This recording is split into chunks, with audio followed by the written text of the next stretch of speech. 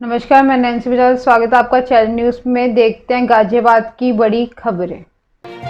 Station में घुसे युवकों को कमांडो ने रोका। साहिबाद कार सवार 4 युवकों ने रविवार की रात करीब 1:15 हिंडन वायुसेना स्टेशन में घुसने की कोशिश की। ड्राइवर शराब के नशे में धुत था। उसने सुरक्षाकर्मी पर कार चढ़ाने की कोशिश की। इस पर कमांडो ने उनकी कार पर बंदूक तानकर चेतावनी दी, अगर वे तुरंत बाहर नहीं आए तो उन्हें गोली मार दी जाएगी। इस पर 3 तो बाहर आ गए, लेकिन ड्राइवर अपनी सीट से नहीं हिला।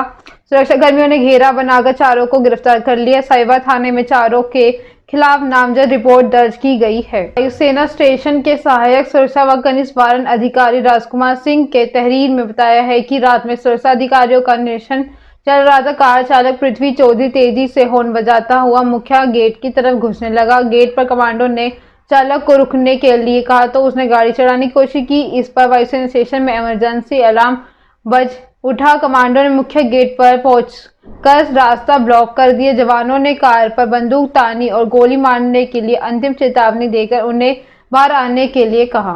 में बैठे 3 युवक बाहर आए, लेकिन चालक शराब के नशे में होने की वजह से बैठा रहा। सुरक्षाकर्मियों ने तुरंत चारों की तलाशी ली। अन्य 3 की पहचान अभिषेक शर्मा निवासी जागृति विहार सेक्टर 23 राजनगर, सचिन चौधरी निवासी अम्बेडकर स्कूल के पास रहीसपुर, अपरिचित राठी निवासी आदर्श कॉलोनी संजय नगर के रूप में हुई है।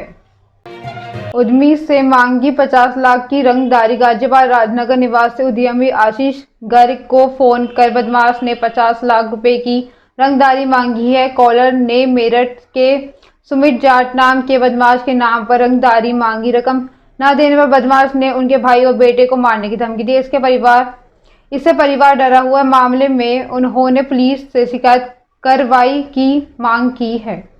मांगी 50 लाख की रंगदारी। गाजियाबाद राजनगर निवासी उद्यमी आशीष गर्ग को फोन पर बदमाश ने 50 लाख रुपए की रंगदारी मांगी। कॉलर ने मेरठ के सुमित जाट नाम के बदमाश के नाम पर रंगदारी मांगी। रकम न देने पर बदमाश ने उनके भाई और बेटे को मारने की धमकी दी। इसमें परिवार डरा हुआ है। मामले में उन्होंने पुलिस से शिकायत कर कार्रवाई की मांग की है। इस घर की सिकंदराबाद में फैक्ट्री, उनका कालका गढ़ी चौक के पास कार्यालय है। आशीष का कहना है कि 2 दिसंबर को रात करीब 8 बजे उनके पास अनजान नंबर से फोन कॉल आई। कॉलर ने कहा, मेरठ में सुमित जट बोल रहा हूं। उसे पता है कि उन्होंने कालका गढ़ी के पास ऑफिस बनाया। वह उनके भाई राजीव गर्ग व बेटे ऋषभ गर्ग को भी जानता है। कॉलर ने इसके बाद 50 लाख रुपए की इंतजाम करने को कहा। रकम का इंतजाम नहीं करने पर भाई और बेटे की हत्या करने की धमकी दी। जल्द ही रकम का इंतजाम नहीं करने पर रंगदारी की रकम बढ़ाने को कहा। पुलिस को मामले की जानकारी देने पर अंजाम भुगतने की धमकी दी।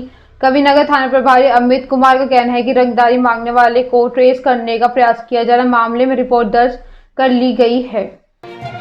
हुई गाजियाबाद महापौर की सीट। नगर निकाय के चुनाव की तैयारी को लेकर सोमवार शाम को नगर निकाय के अध्यक्ष की सीट पर आरक्षण की घोषणा शासन ने कर दी है। गाजियाबाद में महापौर की सीट अनारक्षित हुई है। ऐसे में न केवल इस सीट पर जीत हासिल करने वाले बल्कि सीट टिकट के लिए भी दावेदारों में कड़ी टक्कर देखने को मिली है। गाजियाबाद नगर निगम के महापौर की सीट पर अब तक भारतीय जनता पार्टी बीजेपी की भी कब्जा रहा है। लोकसभा चुनाव से पहले निकाय चुनाव में जीत हासिल करने के लिए सभी राजनीतिक दल पूरी तैयारी कर रहे हैं। भाजपा के सामने इस सीट पर अपना कब्जा बरकरार रखने की चुनौती होगी तो दूसरी पार्टियों को लगातार मिल रहे हार के शर्मनाक रिकॉर्ड को तोड़ना चुनौतीपूर्ण होगा। नगर पालिका परिषद मोदीनगर के अध्यक्ष की सीट अनुसूचित जाति, नगर पालिका परिषद मुरादनगर के अध्यक्ष की सीट अनारक्षित, नगर पालिका परिषद लोनी के अध्यक्ष की सीट पिछड़ा वर्ग, नगर पालिका परिषद खोड़ा मगनपुर के अध्यक्ष की सीट पिछड़ा वर्ग, नगर पंचायत डासना के अध्यक्ष की सीट अनारक्षित, नगर पंचायत पतला के अध्यक्ष की सीट पिछड़ा वर्ग, नगर पंचायत निवाड़ी के अध्यक्ष की सीट पिछड़ा वर्ग महिला, नगर पंचायत फरीदनगर के अध्यक्ष की सीट महिला के लिए